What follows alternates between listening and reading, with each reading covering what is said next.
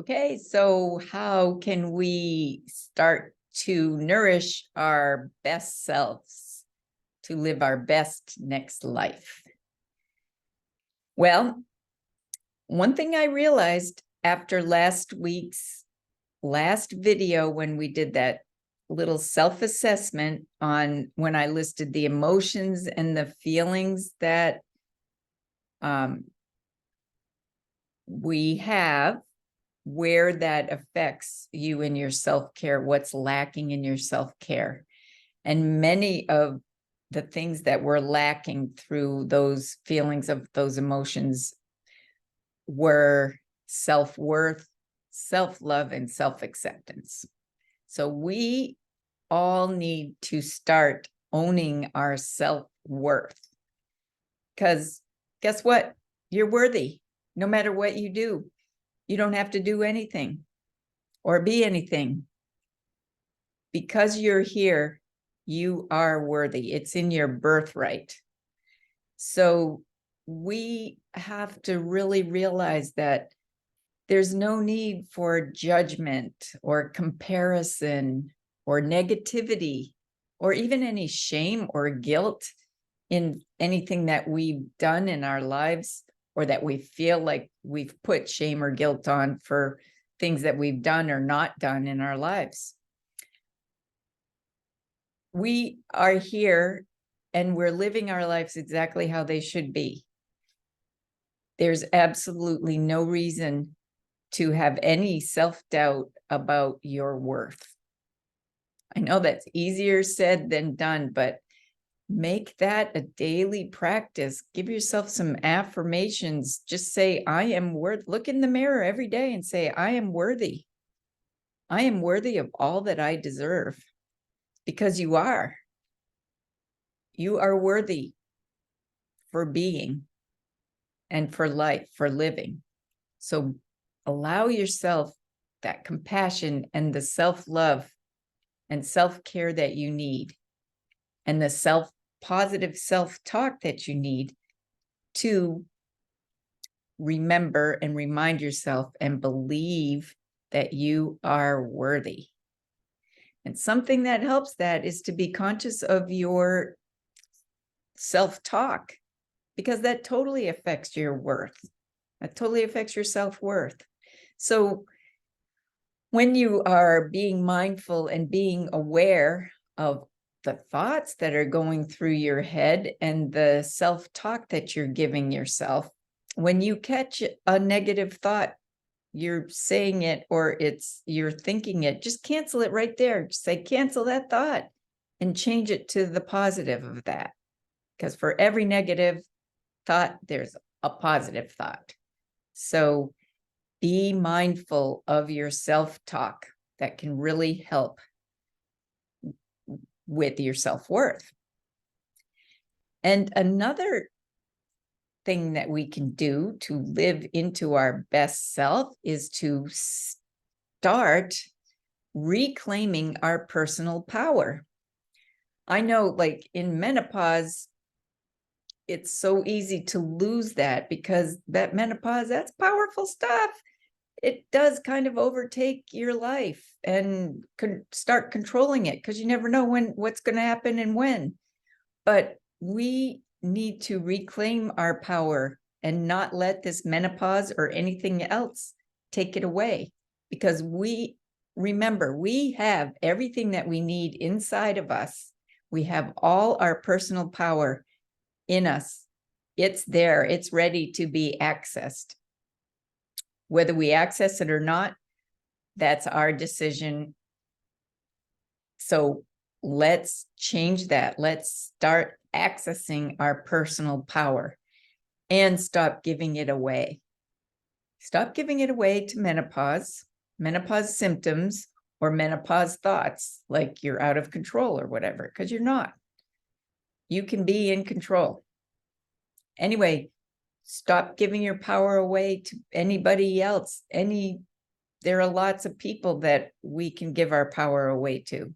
There's a lot of situation and circumstances that we end up giving our power away. But we have to take that back. You may not have control over people or circumstances that happen in your life, but you do have control over how you act or react to what that person or that circumstance is making you feel or doing to you. So take your power back. When we live in our power, we're taking responsibility for our lives. We're being responsible for our life by using our power. And you know, I'm not talking about being ridiculously powerful as far as being overpowering, right? It's your personal power, how you can use that to help guide you and keep you responsible for your life.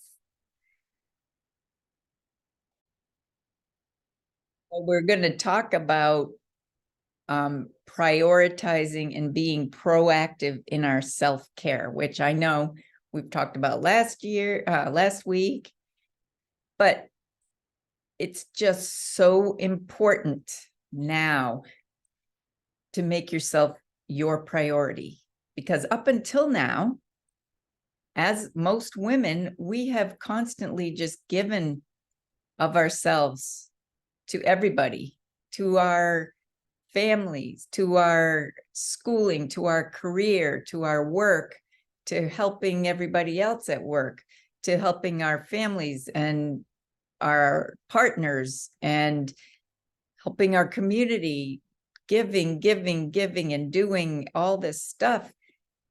And we are totally emptying our cup all the time and putting ourselves last, so there's nothing left for us. So that has got to stop. You are living your life for you. By now, most of your, family responsibilities are kind of coming to an end, or getting at least easing up a bit, where you can take time for yourself. So let's do that. Prioritize yourself. And this is in all aspects of yourself: your mental, your emotional, your physical, your spiritual, your social. Just remember that, first of all, your body is your vehicle in this life. It's your temple, and that temple needs to sustain you and protect you and be with you for your whole long life. So if you haven't up until now, let's start now to be respectful to that, your body, your temple, treating it right. And we have done a lot of talk before about, nourishing ourselves with the whole foods and clean ingredients that we put in and on our bodies with our lotions and our body care products and stuff. And just remember that that's not the only way that we nourish ourselves. We put nourishment into our bodies in many different ways. So we nourish ourselves by the environment that we keep and that we put ourselves in. So, think about what your environment is like, your house or your office. Is it clean and uncluttered, or is it messy and full of clutter? Clean environment is being proactive, and it's more conducive to being productive. It helps make you feel good. It helps all your emotions to feel clean and good and ready. And it also helps you relax. It's easier to find things. And like I said, be more productive, and it's a much better environment. Whereas when you're messy, it's unsettling. You can't find anything. It makes you a little more stressed, and it's just not a conducive environment for being productive. And that happens with physical and emotional awareness. So even we have to watch out for the dirty, toxic things that are in our environment, like exhaust in the city, or the air that we're breathing in our house. Is it clean? Is it filtered? The water that we're drinking, is that clean and filtered? Certain really, cleaning products and perfumes all have these toxic ingredients in them that aren't conducive to our health. So we have to be aware of that. And then what about what you're paying attention to? The news you're watching. Are you watching CNN? Constantly negative news. I'm not making fun of CNN, but that just stands for constant negative news. News is so negative. It just is made to scare you and put you in a state of fear. And what about the music that you listen to? Is it soothing and calming, or is it loud, banging, yelling, screaming type music?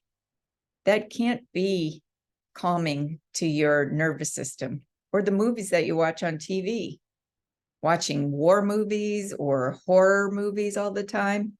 You're constantly, just be aware of what you are watching and paying attention to. It should be supportive and comforting and relaxing, rather than just making you more stressed and more uneasy feeling.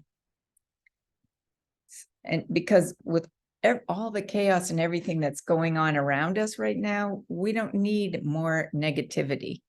So please be aware of the negativity that you have around you.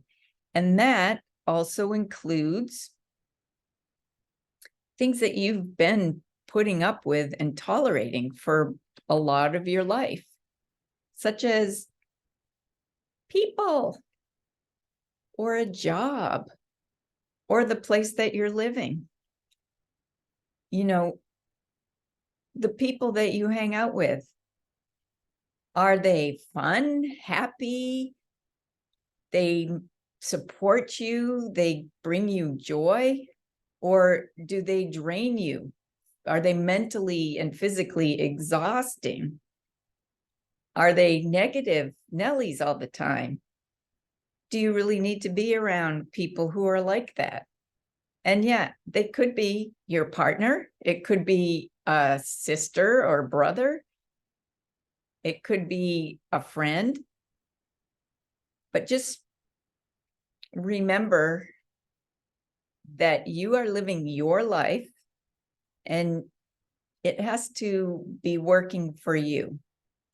And the best way to keep us in that high vibration, the high frequency, is to be in a supportive, happy, relaxed state versus a stressful, unnerving, draining, tiring state all the time. So it is okay to cut the cords to things that are no longer serving you. And like I mentioned, it might be a job that you've been in for years and you just dread going into work. You're doing the same thing over and over again. The same people. There's just no room for advancement or creativity or whatever it is that you need that excites you and supports you. Maybe you need to be doing something different. And the same with a partner or a loved one or a friend. Sometimes, we have people in our lives, and some of them are here to be with us for our whole life. Some of them serve a certain amount of time, and then it's time to let go. So just be aware of that and see how you can remedy the situation of things that are no longer serving you in your life. So this also talks about creating boundaries that you set.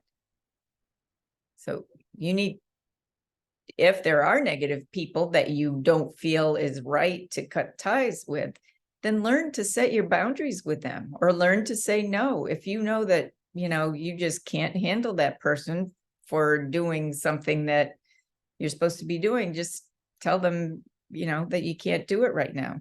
Set your boundaries so you're comfortable with what you're doing. Okay. And just make a decision of what you will tolerate and what you will no longer tolerate. When we are following a gratitude mindfulness practice, it makes things easier. And it makes things easier to let go of, actually, because you know how good it feels to feel good and be in that high vibration state. But so it makes you more aware of what's causing negativity in your life, and it makes it possibly easier to decide to let something go. So it's another good reason for living with a mindful daily practice of gratitude. And next up, we are going to talk about how we will flourish into the next half of our lives.